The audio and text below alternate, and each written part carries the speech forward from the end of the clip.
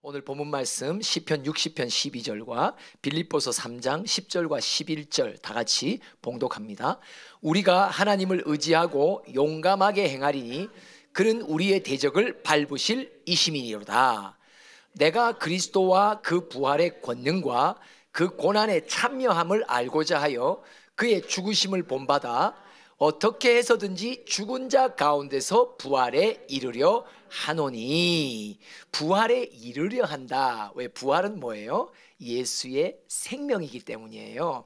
그러면 예수의 생명이 내 안에 들어와 그 생명이 완성되는 종점까지 가야 되죠. 이게 부활에 이른다. 다른 말로는 구원에 이른다. 다른 말로는 천국에 이른다. 다른 말로는 기업에 이른다. 이 기업이라는 말 똑같은 말이에요. 그러면 오늘 빌립보서 3장 10절과 11절에 보면 어떻게 우리가 부활에 이르러 갑니까? 어떻게 천국의 기업이 내 안에 완성되어 갑니까? 가는 통로가 딱 하나란 말이에요. 뭐예요? 예수의 고난의 길을 통해서만 부활의 생명이 내게 자꾸 생겨난다라고 말하고 계세요. 그렇다면 이 고난이 우리에게는 필수죠. 왜요?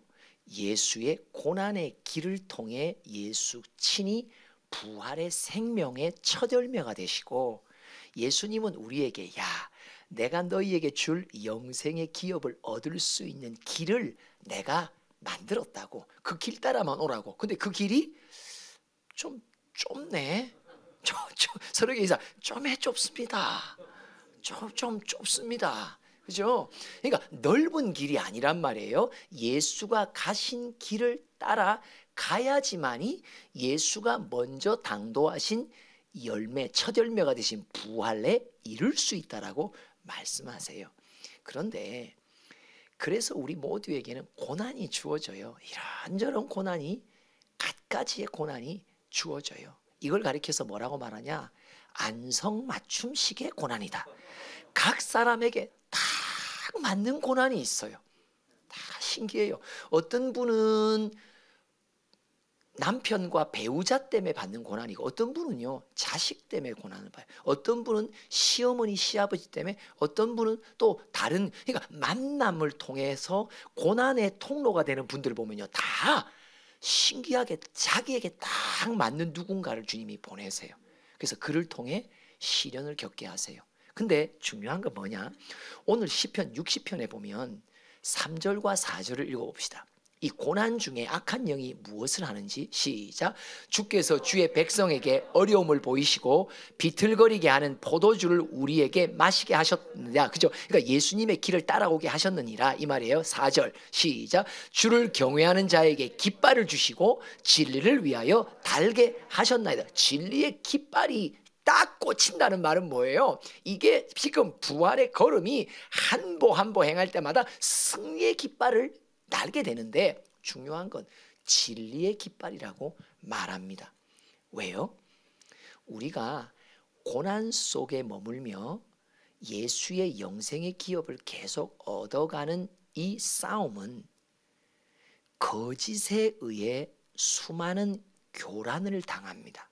거짓은 교란을 피웁니다. 우리 안에서 혼돈을 피우죠. 그래서 우리의 영생의 기업의 앞길을 방해합니다.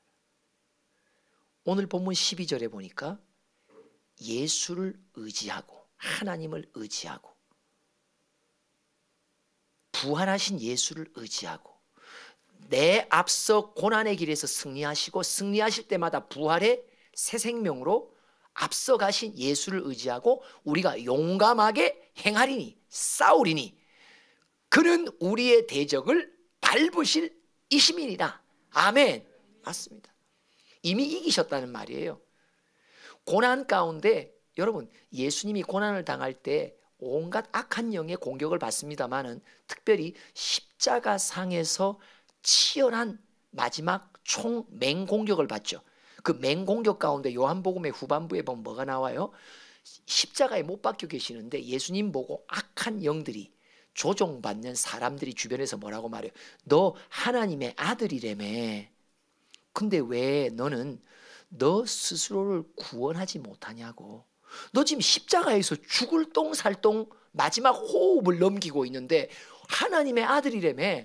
아니 세상 모든 사람을 구원한다며. 근데 너는 지금 네 목숨 하나도 구원하지 못하고 있네. 조롱기 섞인 미혹. 그럴 때 예수님이 어떤 마음이 들까요? 그래 나 하나님의 아들이요. 그러면서 십자가에서 착 내려와서 다다다단. 거짓의 미혹입니다. 거짓의 미혹은 나에게 시련을 주는 것보다도 훨씬 더 간파하기 어렵습니다. 거짓의 미혹은 예수의 길을 뒤따라가는 나에게 뭐라고 말하냐? 아이, 한숨 쉬었다 가지. 그죠? 예를 들면 이런 거요. 뭐 그렇게 바짝 따라 붙이냐? 쉬엄쉬엄 해. 예수 믿는 것도 다 건강하자고 믿는 거 아니요? 예수 믿는 것도 다 이 세상에서 잘 되려고 믿는 거 아니요? 그죠? 이렇게 말한단 말이에요. 어느 쪽 지방의 이 사단인지 모르겠습니다만은 그렇게 말한단 말이에요. 그러니까 나로 하여금 진짜 내 육신의 피로감과 내 마음에 지친 것을요 너무 잘 알아주는, 내 마음을 별과 같이 진짜 나보다 더 알아주는 게 사탄이라니까요. 사탄이 그래서 계속 내 몸에 맞는 사탕을 던진다니까요. 너 이렇게 계속 예배로 전진하다가 너 당 딸려. 그래서 내가 사탕 주는겨. 당이 딸린단 말이에요. 설교 인사합니다. 아유 몸도 딸리고 당도 딸리고. 그리고 자꾸 감동이 와서 헌금하다 보니까 뭐도 딸린다. 돈도 딸리고. 이게 딸리는 게 너무 많단 말이에요. 그러니까 이 사단이 뭐라? 야, 그래서 네 먹고 사는 건 좀 남겨야 되지 않냐? 너 나중에 생업에서 은퇴하면 너 노후 대책은 어떤? 이게 자꾸 사단만큼 나를 위하는 게 없어요. 사단이요 진짜 내 형편, 사단이 은혜로 있을 데 없는 자, 내 모든 형편 잘하는 사단. 진짜 내 형편을요 어떻게 그렇게 내 마음같이 잘한다니까요. 그래서 거짓의 미혹은 넙죽넙죽 미끼를 물 수밖에 없는 미혹이에요. 그래서 거짓의 영은 엄청 간파하기 어렵습니다. 왜요? 항상 내 편이니까. 항상 내 편 들어준단 말이죠. 나는 누구 편이요? 그러면 사단 편이기 때문에 그래요. 이 거짓의 교란이 가장 치밀하게 들어오는 때가 뭐예요? 예수의 길을 걸을 때에 들어와요. 좁은 길을 걸을 때에 거짓의 미혹이 들어와요. 사도 바울이 이것을 간파하며 이겨낸 우리의 선배잖아요. 그분이 우리에게 중요한 노하우를 전수시켜요. 고린도후서 6장 우리 4절 5절 먼저 한번 읽어봅시다. 어떤 전투가 있었나? 시작. 오직 모든 일에 하나님의 일꾼으로 자천하여 많이 견디는 것과 환난과 궁핍과 고난과 매맞음과 갇힘과 난동과 수고로움과 자지 못함과 먹지 못함 가운데서도, 그러니까 이 4절 5절은 무슨 말이에요? 이 말이에요. 따라하세요. 당도 딸리고 몸도 딸리고 돈도 딸리고, 여기 보니까 뭐도 딸린다? 잠도 딸리네. 잠도 딸리네. 오늘 새벽에 주님이, 어제 왜 예배가 좀 빨리 마치잖아요. 그러니까 좀 일찍 잠자리에 들어서 그런지 저를 일찍 깨우시는데, 제가 너무 일찍이니까 오늘 식사하고 돌아오는 시간을 생각하면 제가 설교하다가 잘 것 같은 그런 염려가, 아주 부지런히 염려죠. 변명 섞인 염려죠. 드는 거예요. 이 성찬식 하다가 어떻게 해요? 이러다가 이게 이쪽으로 들어가고 이쪽 이렇게 될 수 있잖아요. 아무도 그런 사람은 없겠지만. 그러니까 이제 괜한 자기 변명의 염려죠. 근데요, 제가 조금 누워 있다가 화들짝 일어나게 하신 게 있어요. 그게 뭐냐? 야, 너 동역자 정임화 권사는 온 몸이 부스러져서 지금 고통 중에 있다. 너는 네 잠 한두 시간을 갖고 네가 지금 내 앞에서 계산하고 있어. 너는 그의 고통에 참여하는 자가 아니구나. 그래갖고 제가 갑자기 나은이 생각도 나고 현수 생각도 나고 그래서 아니지, 내가 오늘 나은이도 봐야 되고 현수도 봐야 되는데 이렇게 해서는 내가 무슨 낯으로 그들을 볼까? 주여 일어나게 하소서. 팍 일어나서 갔잖아요. 그러니까 우리는 그만큼요, 참 서로에게 인사합시다. 참 거시기 합니다. 말로 표현이 안 되네. 이 잠도 딸리고 먹지 못한다, 영양도 제대로 공급 못한다 이 말이죠. 이런 예수의 고난의 길을 걷고 있다. 근데 중요한 건 뭔지 아세요? 제가 점점 깨달아 알게 하신 게 뭐냐? 고난 자체가 귀한 것이지만 고난은 기회일 뿐입니다. 고난은 승리가 아닙니다. 여러분 이걸 꼭 아셔야 됩니다. 승리는 고난 속에서 내가 어떤 마음가짐을 갖게 하느냐의 문제가 승리입니다. 그러면 6절 봅시다. 시작. 깨끗함과 지식과 오래 참음과 자비함과 성령의 감화와 거짓이 없는 사랑과 7절 진리의 말씀과 하나님의 능력으로 의의 무기를 좌우에 가지고. 사도 바울이 우리 좁은 길을 뒤따라가는 후배들에게 귀한 비밀을 말해줍니다. 예수의 좁은 길을 걷는 그 자체는 기회일 뿐이다. 예수의 길을 걷는 것은 네 안에 있는 것을 죽일 수 있는 절호의 기회다. 네 안의 것을 죽이지 않으면 내가 너에게 부활의 새 것을 줄 수 없다. 그러면 6절에 무엇을 죽여야 돼요? 고난 속에서 나는 투덜거릴 수 있는 마음의 상태가 항상 본능적으로 있단 말이죠. 그리고 예수의 길을 걸으면서도 어떻게 말하냐? 예수님, 제 이 길을 한복 걸 때마다 한 가마니 쌀이라도 좀 주세요. 계산을 하기 시작한다. 이 깨끗한 마음은 뭐예요? 순수함, 순전함을 말한단 말이죠. 그래서 실제로 예수의 길을 걸으며 부활의 권능을 힘입고 우리는 싸워 이겨야 될 것 가운데 첫 번째가 더러운 동기에서 깨끗한 동기로 변화되는 승리를 해야 부활의 승리자가 되는 것입니다. 오늘 제목입니다. 이긴 자가 부활의 주인공입니다. 3장합니다. 시작. 이긴 자가 부활의 주인공입니다. 이긴 자가 부활의 주인공입니다. 이긴 자가 부활의 주인공입니다. 우리는 보통 6절에 보면 오래 참는 것, 아주 이것도 보통 일이 아니죠. 야고보서는 이걸 강조하잖아요. 길이 참아라. 그런데 사도 바울은 야고보서하고는 또 좀 더 우리에게 더 구체적인 싸워야 될 것을 말해주는 거예요. 그냥 길이 참으라, 오래 참음도 중요하지만 예수의 길을 내가 너에게 열어줄 때 그 길을 갈 때 네 안에 있는 지금까지 주님께 나올 때, 헌신할 때, 봉사할 때 계산했던 마음이 있으면 그것을 십자가에 못 박아라. 그럴 때마다 나는 너에게 순전한 마음을 내가 너에게 덧입혀 줄게, 이 말이란 말이죠. 이걸 싸워야 된단 말이에요. 그냥 오래 참는 것도 중요하지만 오래 참아야 될 구체적인 내용, 무엇을 싸워야 되냐? 좁은 길에서 내 안에 더럽혀져 있는 마음의 동기를 깨끗한 순전함으로 옮겨놓기를 주님이 원하신단 말이죠. 이긴 자가 부활의 주인공입니다. 3장합니다. 시작. 이긴 자가 부활의 주인공입니다. 이긴 자가 부활의 주인공입니다. 이긴 자가 부활의 주인공입니다. 욥기 1장 21절. 재산 다 날리고 자기 자식들 다 죽는 고난의 길 속에 있었던 욥의 고백입니다. 시작. 이르되 내가 모태에서 알몸으로 나왔은즉 또한 알몸이 그리로 돌아가올지라.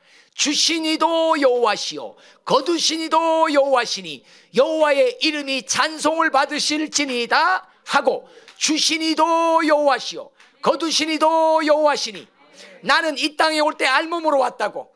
그죠? 왜요? 자기 몸 외에는 다 잃어버렸단 말이에요. 모든 것이 불타버리고 다 죽었단 말이에요. 자기 알몸 하나만 딱 남았을 때 욥의 고백이 뭐예요? 이게 바로 사도 바울이 말하는 깨끗함. 욥의 싸움에서 주님이 칭찬하신 건 뭐예요? 하나님의 고난이 임할 때 그가 마지막 고난의 상황 속에서 고백한 것이 승리의 고백이었다. 부활의 권능을 힘입고 그는 이전에 있었던 모든 더러운 거 다 계산했던 거 내려놓고 주시니도 여호와시니 거두시니도 여호와시오. 전도서 3장. 아니 내가 태어난 생명도 주님이 주시고, 아니 언젠가 내 생명 거두어 가시는 것도 주님의 뜻이고. 할렐루야. 맞습니다. 질병도 주님이 주시고 건강도 주님이 주시고 돈도 주님이 주시고 부유함과 가난함도 다 주님이 주시고. 할렐루야. 만사 내 인생에서 일어나는 모든 것은 주시니도 여호와시오 거두시니도 여호와시오. 할렐루야. 맞습니다. 이게 깨끗함을 승리였단 말이야. 깨끗함의 승리, 순전함의 승리였단 말이죠. 이 승리가 있어야 부활의 주인공이란 말이에요. 그죠? 단순히 버티고 견디는 게 아니라, 언제 한번 주의 사자가 이런 말씀하시죠. 우리는 버티고 견디는 게 아니라 무조건 싸워서 이겨 넘어가야 된다. 뭘 이겨 넘어가야 된다? 내 마음에 더럽혀진 것을 노출시킬 때마다 순전한 욥의 고백의 마음으로 나도 그 이겨 싸워 넘어가야 된다. 이 뜻이란 말이죠. 그냥 단순한 오래 참음만 갖고 돼. 오래 참는다는 것은 오늘 하루도 견디는데 뭐 때문에 견뎌요? 이기려고 견디는 거예요. 싸우려고 견디는 거예요. 변화받으려고 견디는 거예요. 내 옛사람을 벗어버리고 새 사람을 입기 위해 견디는 거예요. 할렐루야. 맞습니다. 따라합시다. 주시니도 여호와시오 거두시니도 여호와시오. 맞습니다. 그 다음에 두 번째 보니까 6절에 지식이라고 나와요. 이 지식이라는 건 뭐 하나님의 뜻을 헤아려 알게 됐다라는 뜻이에요. 고린도후서 1장 9절 한번 볼까요? 10절. 사도 바울이 이걸 자기가 설명해 줘요. 시작. 우리는 우리 자신이 사형 선고를 받은 줄 알았으니 이는 우리로 자기를 의지하지 말고 죽은 자를 다시 살리시는 하나님만 의지하게 하심이라. 그러니까 이 좁은 길을 걸으며 바울을 깨우쳐 주신 게 뭐냐? 바울아, 네가 아직도 너를 많이 의지하는 바가 있구나. 네가 아직도 네가 많이 배운 지식을 의지하고 너의 경력과 경험을 의지하는구나. 사람의 인맥도 의지하는구나. 사도 바울이 깨닫는 게 뭐예요?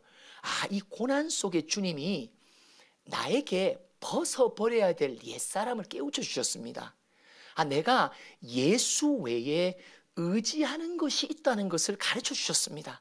그래서 저는 예수 외에 모든 의지했던 하나하나를 다 벗어버리려고 싸웠습니다. 이 싸움을 이길 수 있도록 부활의 예수께서 나와 친히 함께 해주셨습니다. 그죠? 여러분, 옛사람을 내가 내 정신으로 어떻게 벗어버립니까? 이미 죽음에서 부활하신 사망의 모든 권세에서 이기신 그분의 능력이, 그분의 권능이 나를 도와주셔야 내가 의지했던 모든 것을 벗어버리고 이제는 오직 예수 한 분만을 의지하게 하시려는구나. 그죠? 이게 아버지의 뜻을 알았단 말이에요. 그래서 예수의 길을 걸으며 우리가 하나님의 의도와 뜻, 아, 하나님이 왜 내게 이런 시련을 주실까? 왜 이 좁은 길을 걷게 하실까? 아, 그렇구나. 한 가지 사도 바울이 깨달았다. 내가 아직 뭔가 의지하는 게 있구나. 하나님만 의지하게 하시려고 내게 이 고난을 주셨다. 하나님의 고난 주신 의도를 알게 되는 것. 그죠? 이게 부활의 승리의 증거인 것입니다. 또 고린도후서 6장에 보면 뭐라고 나와 있냐니까, 여기에 보면 자비함이라는 말 나오고, 그 다음에 하나 띄워놓고 거짓이 없는 사랑이라는 말이 나오죠.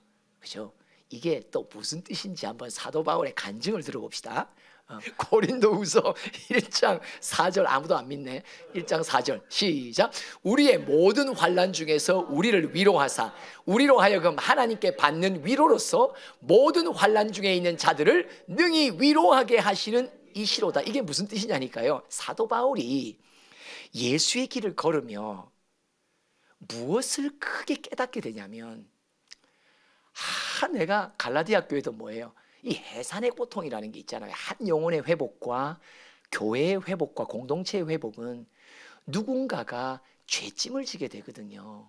그러니까 지난 금요일 날에도 우리 정임학 원사님의 희생 플라이가 빵 치는데 온 몸이 아스러지면서 치는 거잖아요. 그러면서 주자로 들어가 있던 모든 주자들이 호민할 수 있는 기회를 주는, 이거는요, 그 한 통로가 된다는 것은 엄청난 고통이 따른단 말이죠. 그러니까 사도 바울도 뭐 이곳저곳에 보면 어마어마한 고통을 받잖아요. 그렇죠? 그런데 그 고통 속에서 하나님이 부활의 예수가 자기를 찾아와 위로해 주심으로 때마다 새 힘을 얻게 되었다는 거예요. 그런데 그는 어디서만 머물렀냐니까. 그래, 내가 고통 중에 위로해 주시는 하나님이야. 오늘도 내가 영혼이 짓눌리지 않고 위축되지 않고 오늘도 새 힘으로 오늘도 한 걸음 더 걷게 하셔, 요까지 알았단 말이에요. 그런데 그가 무엇을 깨닫게 됐냐? 고난 속에 내게 주신 위로가, 알고 보니까 내 뒤따라 고난을 받고 걸어오고 있는 내 후배들에게 위로를 전해주라고 내게 주시는 위로구나. 이걸 깨닫게 됐다는 거예요. 맞죠? 참 우리가 십자가의 길을 가도요, 뭐 시편 83편 같이 눈물의 골짜기를 지나갈 때마다 이곳저곳의 때마다 생명의 샘물을 줘서 마시게 해서 나로 하여금 시온에 이르도록 힘을 주신다라는 말씀, 고백들을 우리는 많이 은혜 받죠. 그런데 그 정도의 위로만 머물러 있었던 나를 위한 위로, 나에게 주신 새 힘. 근데 어느 순간 딱 넘어가는데 뭘 준다? 고난 속에 있는 성도와의 누군가의 만남 속에 대화를 하는데 내가 받은 위로를 간증했을 뿐인데 그 위로의 말을 들었던 그가 하나님의 위로를 받고 있는 거예요. 사도 바울이 거기서 뭐냐? 이게 자비함이구나. 내가 지금 배워야 되는 게, 이 또한 또 이후에 만날 고난 속에 있는 일꾼을 위로하기 위해 내게 주님의 위로를 저축해 주셨구나. 이걸 깨닫게 됐다는 거예요. 그죠? 이게 또 부활의 또 생명으로 한 단계 성장하는 자기의 고백을 하고 있는 거죠. 그리고 나중에 또 6장에 보면 7절에 뭐라고 나와요? 7절 진리의 말씀과 하나님의 능력으로 의의 무기를 좌우에 가지고, 이게 바로 이 전신갑주의 마지막 성령의 검이잖아요. 맞죠? 참 이게 좁은 길을 싸우면서 갈 때 내게 주어진 하늘의 큰 선물이 뭐냐? 전신갑주거든요. 전신갑주는 예수의 권세는 예수의 길을 따라가며 오늘도 성령의 감화로 계속 싸우며 내 안에 더러운 것들 정결케 해주시고, 그 다음에 자비함과 거짓이 없는 사랑으로, 그 다음에 나로 하여금 고난을 주신 하나님의 의도를 이해함으로 계속 내 안에 옛사람을 벗고 새 사람을 입는 이 치열한 싸움 속에서 하나님이 무엇을 선물해 주시냐? 예수 권세, 전신갑주가 내게 임하는데, 그 임하는 것이 진리의 말씀, 하나님의 능력으로 내가 의의 무기로 좌우에 가지고, 이게 딱 되는 거예요. 그러면서 8절 봅시다. 시작. 영광과 욕됨으로 그러했습니다. 이게 무슨 말이냐? 어떤 이들은 대단하다라고 귀히 여겨주는 이들도 있고, 어떤 이들은 막 욕을 한단 말이에요. 지만 잘났나 뭐 이런단 말이에요. 그죠? 그리고 어떤 이들은 뭐라고 악한 이름이라고 오해한단 말이죠. 어떤 이들은 참 아름다운 이름이라고 귀히 여겨준단 말이에요. 그럼에도 불구하고 어떤 사람들의 주변에 반응이 있더라도 개의치 않고 누군가 내게 영광 아름답다라고 말해주든 아니면 욕을 하든 아니면 악한 자라고 나를 이렇게 음해하든 전혀 상관없이 나는 내 길 가는 길에서 깨끗함과 지식과 거짓 없는 사랑과 그리고 또 자비함과 이런 것들을 향해 옛사람을 벗고 새사람을 입는 싸움을 나는 멈추지 않고 계속했다, 이 뜻이란 말이에요. 그래서 우리는 누군가의 눈에는 속이는 자 같으나, 여러분, 진짜를 알지 못하는 자는 진짜의 소리를 내는 사람을 사기꾼이라고도 말합니다. 예, 참 저도 그런 말 여러 번 들었습니다. 예. 기도 안 해왔던 제 주변의 사람들은 특징이 공통점이 뭐예요? 기도 안 하는 사람들이죠. 그러니까 그 시간에 만나죠. 그렇죠? 아침부터 식사하고, 기도하는 사람은 성전 가서 기도하는데 다 안 하는 사람이니까 새벽부터 나와서 뭐 해요? 조찬하는 거예요. 그렇죠? 그런데요, 신기해요. 기도의 문을 열어주시고 기도가 시작되잖아요. 기도 속에 하나님이 감추어 놓으신 비밀과 능력을 체험하게 되잖아요. 그러면요, 그것이 너무 귀해서 내 이전의 친구들과 나누잖아요. 뭐라고 말하는 줄 아세요? 저거 속이는 자라고. 안 믿습니다. 안 믿어. 그런 말 우리 다 듣지 않습니까? 우리는 속이는 자 같으나 실제로 성령의 참되심 속에 있는 자요. 할렐루야. 계속 9절 시작. 무명한 자 같으나 유명한 자요. 할렐루야. 그렇죠? 오늘도 원장님 잠깐 설명을 예배 전에 하셨어요. 중국의 한 성도가 연락이 왔대. 그래서 물어봤대, 하나님께. 어떻게 저 사자는 강단에만 서면 막 말씀이 권세 있게 막 들어오냐. 근데 본인 자신이 목회를 하지만 온전한 교육을 못 받은 분이래요. 그런데 신기한 게 이 원장님의 설교 속에 주신 하나님의 영의 감동이 그에게는 쭉쭉 들어온대요. 그러면서 물어봤대요. 저분도 뭐 별 볼 일 없는 분 자기같이 한데 어떻게 저분에게는 저런 권세 있는 말씀이 주어집니까? 물어본대요. 다른 말로 말하면 세상 사람들은 자, 이력서 펴보자고. 어느 대학 출신이요? 학력. 아이고, 학부. 요즘에 학부 이력서 갖고 원서 낼 수 있다 없다. 왜? 그래서 죽을러 똥살똥 또 대학원 하잖아요. 이 세상에서는 무명한 자요. 그러나 주님 앞에서는 유명한 자요. 죽은 자같이 매일 당 딸리고 돈 딸리고 잠 딸리게 다 푸시시하게 다니지만은 보라, 우리가 항상 살아있고 징계를 받은 자가. 왜 징계를 받아요? 우리에게 붙이신 영혼들과 우리가 중보하는 열방을 위한 죄의 공격을 받기 때문에, 악한 영의 공격을 받기 때문에 친척들은 내게 뭐냐, 뭐 믿는다고 유별나게 굴더니 병원에 입원했네, 이렇게 말한다니까. 이게 뭔지를 모른다니까요. 그들은 뭐라고 말하냐, 이거 세상에 저 가정만큼 안 되는 데가 없다, 이렇게 말한다니까요. 그런데 죽임을 당하지도 아니하고, 그죠? 위에서 떨어져도 살아있고 할렐루야 하고 부활의 소망 속에 있고 오늘도 천국 간다라는 믿음이 있고 가족들이 모여도 전부 말 한마디와 표정들이 다 서로를 격려하고 힘을 실어주는 사람들이 된단 말이죠. 며느리 잘 뒀단 말이지. 계속해서 10절 시작. 근심하는 자 같으나 항상 기뻐하고. 맞습니다. 왜요? 뭐 때문에 근심해요? 붙이신 영혼들이 악한 영에 묶여있는 것 때문에 우리는 근심한단 말이에요. 그것 때문에 염려한단 말이에요. 그러나 항상 기뻐합니다. 왜요? 풀어주신 하나님의 구원의 역사를 보니까 죽게 구속된 자들이 돌아오네, 여기서 돌아오고 저기도 돌아오고. 할렐루야. 가난한 자 같으나. 왜 가난하게 됩니까? 하도 감동이 세게 오니까. 그죠? 아이고, 침까지 다. 아이고, 침이 딸리네 오늘은. 너무 침을 쏟아도 이게 피를 쏟는 거나 비슷해요. 가난한 자 같으나 많은 사람을 부유하게 하고. 이건 진짜 우리 하늘문 성도들이 정말 하나님 앞에서 본입니다. 가난한 자 같으나 많은 사람을, 얼마나 많은 사람을 부유하게 하는 놀라운 통로가 되십니까? 아무것도 없는 자 같으나 모든 것을 가진 자로다.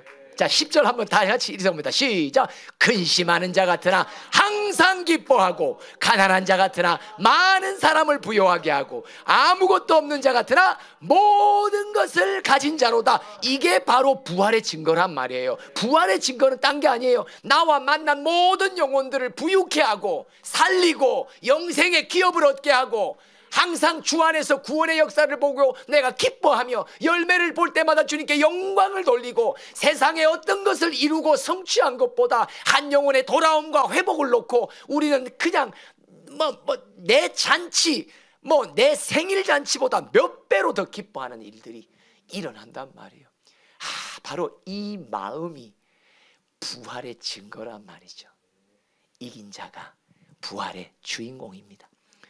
이전에는 근심할 때, 가난할 때 나는 원망하고 불평했고 슬펐고 아무것도 없는 나 자신을 보고 힘들어했지만, 이제는 이 모든 것들이 오히려 내게는 기쁨이 되고 사람을 부유케 되고, 내가 못 먹어도 고욱할 정도로, 요즘에 우리 그 게임이 조금 부실해지죠. 그런데 이게 못 먹어도 고욱. 야, 얼마나 자신만만하고 여유만만한지. 그죠? 참 세상을 다 가진 것 같이. 옛날에는 저 같은 경우는 아주 명품의 옷을 입고 탁 비행장에 가면 벌써 스튜디오스들이, 그죠? 벌써 이런 세상 사람들은요, 손님 딱 보면 알아봐요. 그죠? 어느 자리에 앉힐지. 그죠? 그것 갖고 뻐겼던 나. 그런데 이제는 80% 아울렛 가가지고 이번에도 제가 봄 콤비를 하나 샀어요. 근데 얼마냐? 90% 세일이야. 와, 제가 5만 원에 한 벌 쫙, 5만 원에 한 벌 쫙.